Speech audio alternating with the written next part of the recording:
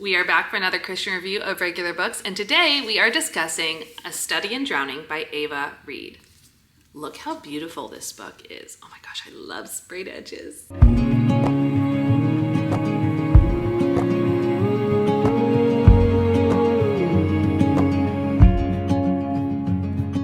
If you've never seen one of these videos before, here's how it's gonna go down. First, I do my regular review, what you know and love to expect from a book review. Star rating, would I recommend it, and my own personal opinion. But then we get into my Christian review, and that's where I go over the basic pieces of a book that may or may not have a fellow believer or frankly anyone wanting to read it. I give way more caveats and any more information you may need about these Christian reviews at the video that's pinned to the top of the playlist, or you can click here somewhere. If you're still here, I also want to remind you to like, subscribe, and hit the bell so you can stay up to date on all of these Christian reviews of regular books, as well as me and my mom's podcast, The Journey We Share, which comes out twice a month.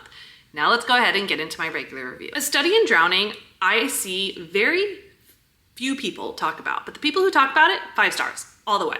And this was truly my first experience into dark academia and dark fantasy. And so I was a tad bit nervous to read it for myself. What I will say is I absolutely adored the writing style. I thought the world was so unique and interesting, very intricate, very complicated, and I liked the overarching storyline and the plot and the way that it went. What I struggled with a little bit was the poetic style of writing that was also included throughout this book that made me have to kind of really process through what I was reading and how it was going and what to expect. That doesn't mean that I'm going to say no to a book or that I'm going to dislike a book, because I do love fantasy books to challenge my brain.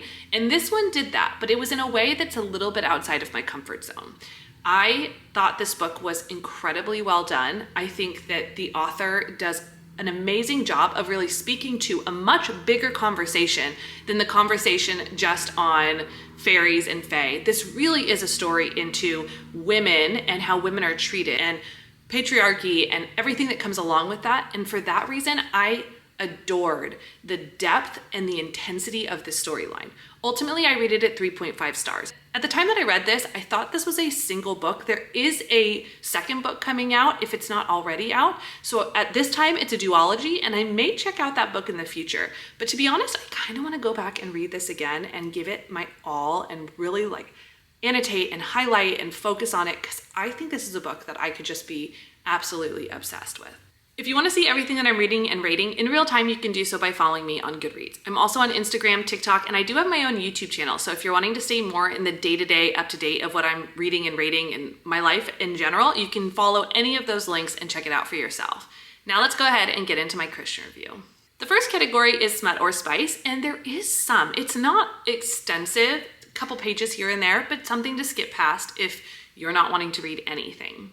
The second category is if there's any explicit language, and no, there is not. It is clean in that regard. The third and final category is the magic system, and I don't really have a language for how to describe it. The magic system itself is not dark or inherently dark. I think it's actually very mild, because that's not really the storyline that the author is trying to share. But I think that the overarching world and dynamics of the book have darkness in it.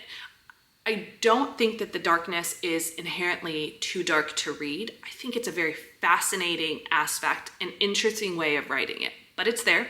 So if you're wanting to avoid avoid books that have any darkness in it like this may not be the book for you. I think this book is great for anyone ages 15, 16 and up. I think it has such a beautiful and important storyline, and as long as you're comfortable with them skipping past or reading the amount of spice that's in this book, I think it has some really great conversational pieces you can even have with your teen. Please know that we don't want to end the conversation here. We'd love to hear from you. You can leave us a comment down below. Let me know if you've read this book or if you're interested in reading this book, or send us an email at hello@trokia.org. I cannot wait to see you on the next one.